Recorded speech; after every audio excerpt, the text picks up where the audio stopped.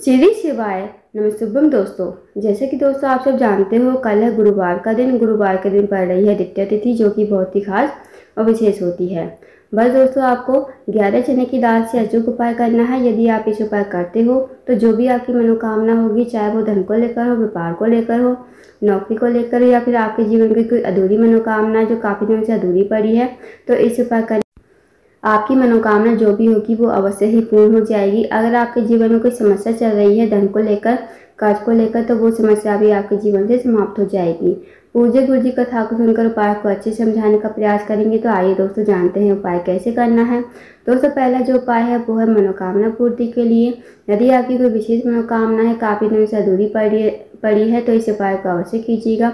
इस उपाय को करने के लिए आपको लेनी है 11 चने की दाल, साथ ही आपको लेना है छोटा सा गुड़ का टुकड़ा और 1 लोटा जल आपको लेना है तांबे के पात्र में।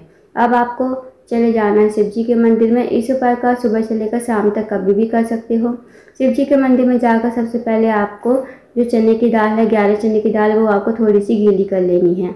गीली करने के बाद जो छोटा सा गुड़ का टुकड़ा है वो आपको लोटे के जल में डाल देना है और आपको 11 चने की दाल ओम बृहस्पति महादेव का नाम लेते हुए शिवलिंग के ऊपर समर्पित कर देनी है।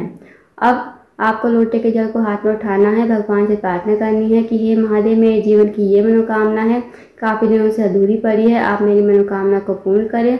ऐसा कहते हुए आपको 1 लोटा जल शिव जी के ऊपर श्री शिवाय नमस्तुभ्यम कहते हुए और बृहस्पति से महादेव का स्मरण करते हुए आपको समर्पित कर देना है। 2 मिनट आपको मंदिर में बैठना है, श्री शिवाय नमस्तुभ्यम का जाप करना है। अब आपको भगवान को प्रणाम करके विनती करके आपको अपने घर पर आ जाना है। तो दोस्तों करके देखिएगा, बहुत ही अचूक विशेष उपाय है। इस उपाय को यदि आप करते हो तो जो भी आपकी मनोकामना होगी वो अवश्य ही पूर्ण हो जाएगी। दोस्तों अगला जो उपाय है वो है, अगर आपका कोई कार्य है बहुत दिनों से अटका हुआ है, आप किसी कार्य के लिए बाहर जाते हो, आपको सफलता नहीं मिल पाती है, साथ ही अगर आप नौकरी की तैयारी कर रहे हो, नौकरी आपको नहीं मिल पा रही है, तो आप इस उपाय को अवश्य कीजिएगा। इस उपाय करने के लिए आपको लेनी है 2 लौंग फूल वाली, साथ ही आपको लेना है 1 चम्मच शहद। जो आप शहद लोगे ना उसे आपको कटोरी में डाल लेना है और 1 लोटा जल लेना है आपको तांबे के पात्र में। इस उपाय को आप सुबह से लेकर शाम तक कभी भी कर सकते हो। अब आप चले जाइए शिव जी के मंदिर में। शिव जी के मंदिर में जाकर सबसे पहले आपको 1 लोटा जल शिवलिंग के ऊपर श्री शिवाय नमस्तुभ्यम कहते हुए समर्पित कर देना है। उसके बाद दोस्तों जो आपके पास 2 लौंग है और शहद है, 2 लौंग को आपको शहद वाली कटोरी में अच्छे से मिक्स कर देना है। फिर इस कटोरी को हाथ में लेना है, भगवान से प्रार्थना करनी है कि हे महादेव, मेरे जीवन का ये कार्य है, बहुत दिनों से अटका हुआ है, मुझे नौकरी नहीं लग पा रही है, आप कुछ ऐसी कृपा करें कि मेरा कार्य पूर्ण हो जाए, मुझे नौकरी भी मिल जाए। तो ऐसी मनोकामना विनती करते हुए आपको 2 लौंग और शहद को आपको शिवलिंग के ठीक ऊपर समर्पित कर देना है, श्री शिवाय नमस्तुभ्यम कहते हुए। 2 मिनट आपको मंदिर में बैठना है, श्री शिवाय नमस्तुभ्यम का जाप करना है। उसके बाद आपको भगवान को प्रणाम करके विनती करके आपको अपने घर पर आ जाना है। तो दोस्तों करके देखिएगा, बहुत ही अचूक विशेष उपाय है। इस उपाय को यदि आप करते हो तो जो भी आपका कार्य अटका हुआ है वो कार्य आपका पूर्ण हो जाएगा। आप जानते हैं दोस्तों अगले उपाय के बारे में। अगला जो उपाय है दोस्तों वो है रोग मुक्ति के लिए। यदि आपके घर में कोई व्यक्ति काफ़ी देर से बीमार पड़ा है, उसकी जो बीमारी है दूर होने का नाम नहीं ले रही है, तो आप इस उपाय को करके देखिएगा। इस उपाय करने के लिए आपको 1 लोटा जल लेना है, साथ ही आपको लेनी है 1 बेलपत्र। जो बेलपत्र आप जो लोगे ना, कहीं से कटी फटी खंडित नहीं होनी चाहिए, इस बात का ध्यान रखना। अब आपको चले जाना शिव जी के मंदिर में। शिव जी के मंदिर में जाकर सबसे पहले आपको 1 लोटा जल शिवलिंग के ऊपर श्री शिवाय नमस्तुभ्यम कहते हुए समर्पित कर देना है। उसके बाद 1 बेलपत्र जो है आपके पास वो आपको अपने सीधे हाथ में रखनी है, भगवान से प्रार्थना करनी है कि हे महादेव, मेरे घर का ये व्यक्ति है, इसे ये बीमारी है। उस व्यक्ति का नाम लेते हुए, गोत्र बोलते हुए इस बेलपत्र को आपको कुंडकेश्वर महादेव का नाम लेते हुए शिवलिंग के ऊपर समर्पित कर देना है। अब आपको 2 मिनट मंदिर में बैठना है, श्री शिवाय नमस्तुभ्यम का जाप करना है। अब जो दोस्तों आपने बेलपत्र चढ़ाई थी ना शिवलिंग के ऊपर, वो आपको महादेव से विनती करते हुए औषधि के रूप में आपको अपने घर पर लेकर आनी है।